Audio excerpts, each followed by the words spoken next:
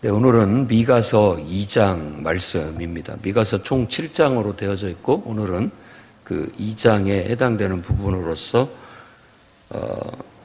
남왕국 유다의 하나님 백성들의 죄악상 이런 것들을 오늘 낱낱이 고발하고 있는 그런 내용입니다.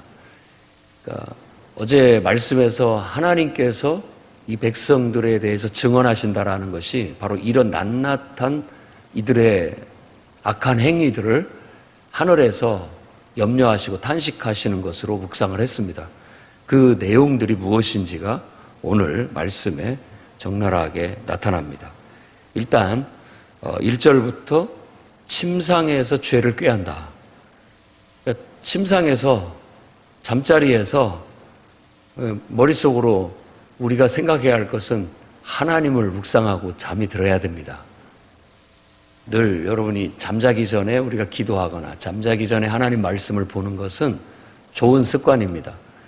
왜냐하면 잠자려고 누우면 이제 이 생각 저 생각이 날 수 있는데 방금 전에 봤던 성경이나 또 기도하는 마음으로 하나님과 대화하는 그런 생각 속에서 잠이 드는 게 가장 건전하고 인간에게 아마 잠을 잘 잘 수 있는 그런 하나님의 방법일 수가 있습니다. 그런데 정반대로 그런 침상에서 어떻게 하면 남의 어떤 것들을 빼앗을까 악한 일을 꾀하는 그런 일들을 하게 된다라는 겁니다. 손에 힘이 있다고 악을 꾸미고 또 그것을 실행하게 하는 것. 그런 어떤 것들을 마음속에 품고 힘이 있으니까, 손에 힘이 있으니까 그 힘을 가지고서 악용하는 거죠. 그 힘을 가지고서 악을 꾸미고 그것을 실행한다라고 말합니다. 그런 사람에게는 화가 있다라고 분명하게 예언을 합니다. 결국 그런 사람들은 망한다. 화가 있다라는 말은 재앙이 임할 것이다 라는 그런 말로써 결국 망하게 될 것이다 라는 겁니다. 이어지는 말에는 밭을 빼앗고 집들을 차지하고 그 안에 살고 있는 사람들 그리고 집, 산업 모든 걸 다 강탈했다라고 그렇게 말합니다. 그러면 이런 일들이 언제 일어났느냐라고 한다면 일단 지금 이 시대적인 배경이 요람, 아하스 그리고 히스기야 이 세 왕 때니까 아하스 왕 때의 북왕국 이스라엘은 아수르에 의해서 멸망을 합니다. 그러니까 아하스와 히스기야 왕 시절에 북왕국 이스라엘이 BC 예수님이 태어나기 전 722년에 멸망을 당하는데 북왕국이 망했어요. 이 사람들이 이제 포로가 돼서 끌려갈 사람은 끌려가고 도망갈 사람들은 도망가게 되는데 그런 상황이라고 생각을 할 필요가 있습니다. 전쟁을 피해서 도망가는 상황. 그리고 그들이 도망을 어디로 하느냐? 결국은 남왕국으로 도망을 하겠죠. 피신해서 내려오는 그런 사람들을 일단 머릿속에 두고 생각을 해야 되는데 그런 어려움에 처해 있는 사람들에 대해서 이 부유한 사람들, 힘이 있고 권력이 있는 사람들이 잘 대해주고 난민을 취급하듯이 보호를 해줘야 되는데 정반대로 그런 사람들을 더 강탈하고 빼앗는 그런 일들을 벌이는 것에 대한 어떤 성토가 이 말씀에 나와 있습니다. 그래서 하나님께서도 너희들에게 재앙을 계획하셨다라고 3절에 말하고 너희들이 절대 피하지 못할 것이다. 절대 거만하게 다니게 두지 않겠다라고 하나님께서 말합니다. 너희들에 대해서는 조롱하는 시, 슬픈 노래만 있을 것이다. 그리고 완전히 너희들도 멸망하게 될 것이다. 내 백성의 산업을 결국은 다 패역한 자들에게 주어버리게 될 것이고 그것이 우리 회중들, 여호와의 회중들 중에는 아무도 분깃으로 받지 못하게 될 것이다. 돌아가지 못하게 될 것이다라는 하나님의 냉엄한 심판을 얘기합니다. 그래서 1절에서부터 5절까지의 이 말씀을 이렇게 보면 이러한 일들을 행하는 사람들은 좀 부유한 부유층 혹은 권력층, 악한 사람들이라고 보는데, 이 내용이 북왕국 이스라엘에게 적용을 한다면 북왕국 이스라엘의 그런 처지 속에서도, 그런 전란에 막 휩쓸리는 상황 속에서도 자기들의 기득권이나 힘을 이용해서 힘없는 사람들을 강탈하는 악한 부자들에 대한, 권력자들에 대한 죄의 고발일 수 있고, 이게 남왕국 유다라고 하더라도 남왕국 유다에 있는 부유층들도 이와 같이 패역한 그런 사람들이다라는 것을 말할 수 있습니다. 그리고 6절부터 7절까지는 이런 사람들이 이런 일들을 행할 때 선지자들이 일어나는 거예요. 선지자들이 일어나서 그들의 잘못을 지적하고 책망해요. 그래서 요즘 이구동성으로 이제 목회자들이 또 이제 교회를 사랑하는 사람들이 하는 소리가, 교회 안에 다 이 격려하고 또 이렇게 좋은 말로 이렇게 하는 것들은 많아졌는데 선지자처럼 책망하는 것이 없어졌다.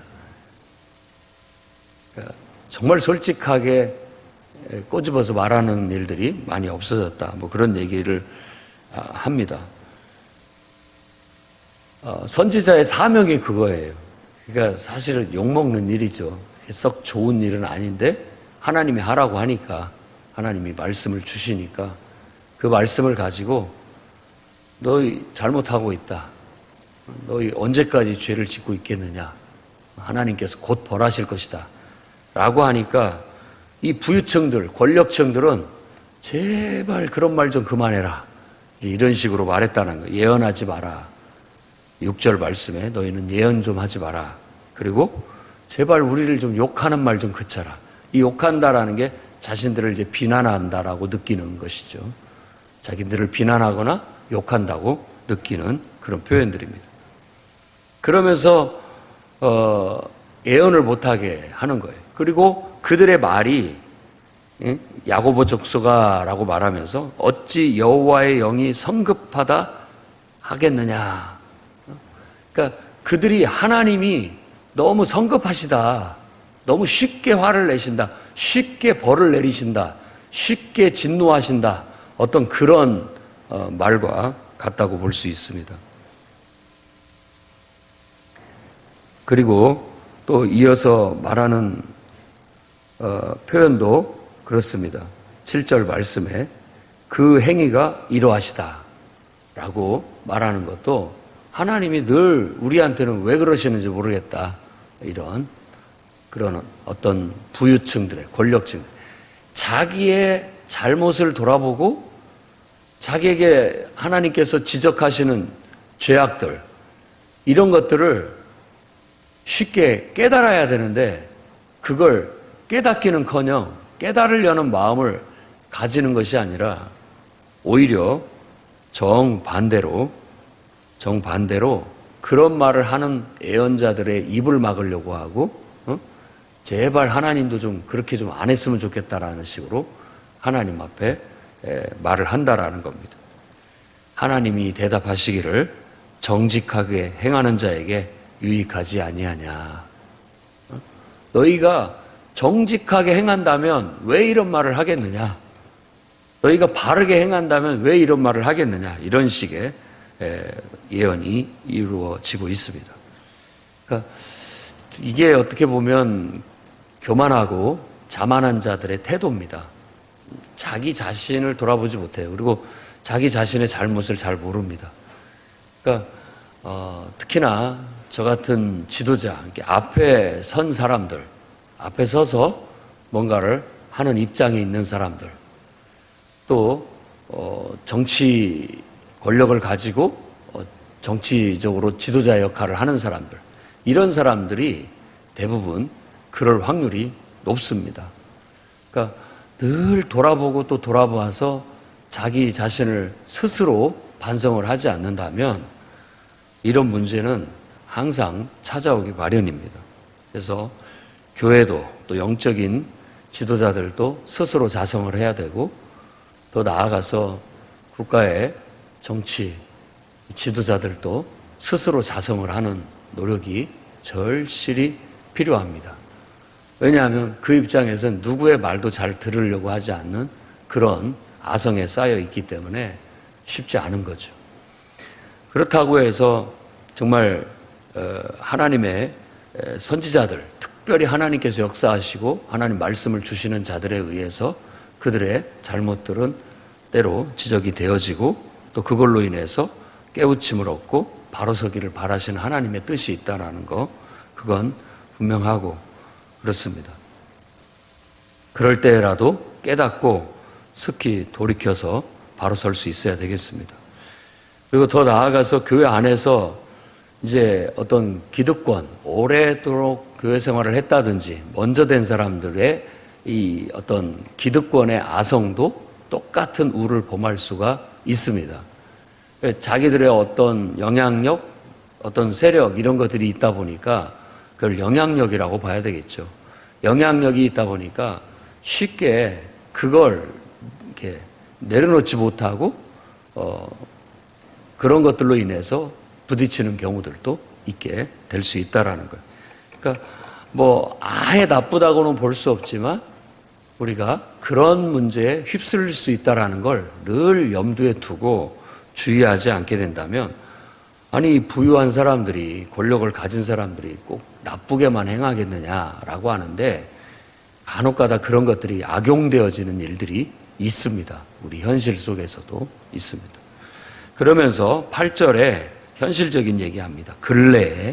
근래라고 얘기하는 거 보니까 북왕국 이스라엘이 멸망하는 그런 전란에 휩쓸렸거나 아니면 멸망을 했거나 둘 중에 하나입니다. 백성이 대적처럼 일어나, 내 백성이 대적처럼 일어나 전쟁을 피해 지나가는 자들의 의복을 벗기고 백성의 분열을 집에서 쫓아내고 자녀들의 영광을 빼앗는도다. 여기를 떠나라. 뭐 이렇게 얘기했다라는 거예요. 이 전쟁을 피해서 온 유민들이라고도 볼 수 있겠고, 그들을 오히려 강탈했다라는 그런 얘기입니다. 오히려 쫓아내고 강탈했다라는 거예요. 그러니까 이 행위가 하나님 보시기에 악하게 보셨고 반드시 멸절하겠다라고 그렇게 말합니다. 그리고 오히려 그들이 하는 소리가 11절 말씀에 보면, 사람이 만일 허망하게 행하며 거짓말로 이르기를 내가 포도주와 독주에 대하여 내게 예언하리라 할 것 같으면 그 사람이 이 백성의 선지자가 되리로다. 제가 봐도 이게 어려운 말인데 쉽게 생각하면 거짓 선지자들에 대한 얘기입니다. 포도주와 독주에 대해서 예언을 하면 사람들이 혹하고 따른다라는 거예요. 그런 얘기하면 그런 얘기. 그러니까 우리 귀에 솔깃하고 우리에게 기쁨을 주고 쾌락을 주는 말에는 혹하면서 따르지만, 그런 거짓 선지자들의 말에 너무나도 쉽게 따르고 그들은 선지자로 이렇게 추앙을 하지만 그런 죄악들을 지적하고 책망하는 선지자들은 입을 막게 만들려고 하고 예언을 못하게 만들려고 하는 그런 우리들의 심보가 있다라는 걸 보여주고 있는 것이죠. 그래서 그 시대의 영적인 타락상을 이렇게 보여주고 있는 겁니다. 우리 자신들 안에도 여기에서 낱낱이 말하고 있는 이런 죄악들이 우리 안에 지금 현대 우리들이 살아가는 이 현실 속에서 혹시라도 이루어지고 있지 않은지 생각을 해봐야 되겠습니다. 우리 주위에 어려움을 당한 사람들에 대해서 우리가 쉽게 비난하고 또 그들에 대해서 때로는 욕하고 그런 일들이 있을 수 있습니다. 오히려 그들을 위해서 기도해주고 우리가 실제로 우리의 땀을 흘려 피를 흘려 어떤 것들을 통해서 그들을 도와주지는 못할 망정 그들에 대해서 비판하는 것은 우리가 이와 같은 똑같은 악을 행하는 것과 같다라는 겁니다. 또한 하나님께서 우리에게 손에 힘을 주시고 뭔가 할 수 있는 능력이 있다면 그 힘과 능력을 가지고 자신의 일익만을 위해서 살지 마시고 정말 여러분 주위에 있는 사람들에게도 그 힘을 나누어 쓰라고 하나님이 주셨다라는 걸 아시고 일부는 하나님께, 일부는 그런 사람들에게, 그리고 일부는 나를 위해서 쓸 줄 아는 그런 하나님의 백성들이 되셔야 됩니다. 그렇지 않게 된다면 우리의 신앙도 잘못되었고, 신앙이 잘못되니까 우리의 행실도 잘못되고, 또 우리의 행실이 잘못되니까 우리의 신앙도 잘못되는 악순환에 계속 빠져들게 되는 겁니다. 우리나라도 이제 기독교 국가가 됐습니다. 불교 신자보다도 다른 어떤 종교보다도 신자들보다도 기독교 신자가 가장 많은 개신교 국가예요. 기독교 국가입니다. 통계상 2015년도부터 이미 그 통계에 이렇게 전환이 됐어요. 그래서 종교 분포를 따질 때 대한민국은 기독교 국가로 평가가 되고 있습니다. 그러니까 얼마나 영광스러워요. 선교사들이 왔을 때는 불모지와 같았던 이곳이 이런 많은 기독교인들이 있게 되고 곳곳에 교회들이 많이 세워지고 그곳에서 예배도 드리고 하나님 말씀을 가르치고 제자 훈련을 시키고 또 사역 훈련을 시켜서 일꾼들을 만들어가는 교회가 이렇게 많다라는 건 큰 업적이고 하나님의 은혜고 축복입니다. 그러나 우리가 지금 이제 직면한 과제는 바로 이 많은 기독교인들이 1000만이라고 한다면 1000만 기독교인들이 정말 기독교인다운 정신과 성경의 가르침을 삶 속에서 얼마나 실현하며 살고 있는가. 이제 이게 관건입니다. 교회를 다닌다고 하고 집사님이라고 하고 권사님이라고 한다고 하는데 그분들의 말과 행실 속에 얼마나 기독교의 정신이 녹아 들어가서 삶 속에 배어나오고 있는가. 우리가 얼마나 신앙의 인격을 가지고 삶을 살아가고 있는가. 대통령도 기독교인이 나오고 국회의원 중에 다수도 기독교인인데 그들이 정말 신앙의 인격을 가지고 기도하면서 나를 하나님 앞에 드리니 하나님께서 나를 국회의원으로 대통령으로 세우셨으니 하나님께서 나를 통해서 이 나라를 또 내가 해야 할 일이 있어서 맡기셨다고 믿습니다. 기도하면서 그들이 아무리 대통령이 됐고 국회의원이 됐고 장관이 됐고 또 어떤 사장이 됐고 회장이 됐다 할지라도 매일 아침 기도로 시작하고 또 하나님 말씀을 읽고 묵상하면서 자기 자신을 돌아보고 적용점을 찾고 어떻게 하면 내가 하는 모든 일들을 내 본분을 다하고 성실하게 수행하면서 하나님께도 영광이 되고 또 이 나라에게도 유익이 되고 나에게도 유익이 될까 이런 것들을 기도하면서 자기를 다루면서 살아가게 된다면 그 사람은 대통령이기 이전에 기독교인인 것이고 국회의원인 이전에 기독교인인 것이고 어떤 사장이나 회장이 이전에 기독교인이라는 것을 느낄 수 있게 돼서 기독교의 정신과 기독교의 가르침이 저렇게 실현이 될 수가 있겠구나. 저렇게 하는 걸 보니까 기독교인답다 라고 그렇게 볼 수 있는 느낌이 있게 살아가게 된다면 나을 거예요. 물론 그렇게 하는 것이 쉽지 않을 것이고 자신에게 해가 될 수도 있고 정치적으로도 또 손해를 볼 수도 있을지 모르겠지만 어떤 의미에서 기독교인으로서 당연히 내가 할 일을 했을 뿐이고 그걸로 인해서 그런 일들이 닥친다면 난 기꺼이 그런 대접을 받겠다라는 그런 마음으로. 그렇지만 죽고자 하는 자는 살 것이고 살고자 하는 자는 죽는다는 하나님의 말씀처럼 예수님의 가르침처럼 우리가 그렇게 신실하게 하면 오히려 우리가 염려하는 것보다 더 좋은 결과가 찾아올 수 있다는 게 성경의 가르침이에요.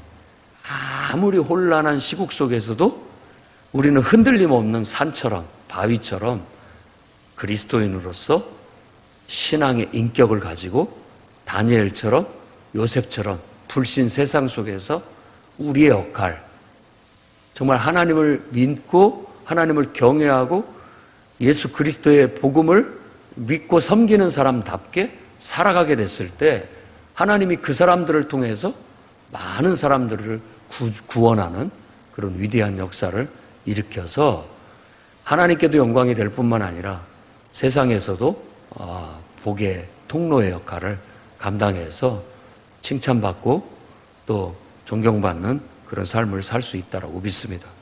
이게 바로 하나님께서 바라시는 바일 겁니다. 정말 북왕국이 멸망하고 또 남왕국도 혼란지국에 빠져 있어서 영적으로도 피폐하고 또 그 영적인 피폐함이 사회적인 무질서와 혼란, 부유층과 권력층들의 횡포 이런 것들로 이어지는 그런 모습 속에서 우리는 우리 자신들을 발견할 수 있어야 되겠고 이 시대에 어떻게 살라고 하나님께서 우리에게 교훈하고 있는지를 깨닫게 된다면 언젠가 정말 회복하는 날, 또 하나님이 축복하신 날이 오게 될 겁니다. 12절, 13절은 바로 그와 같은 예언의 희망의 메시지입니다. 이스라엘의 남은 자가 모아지게 될 것이다.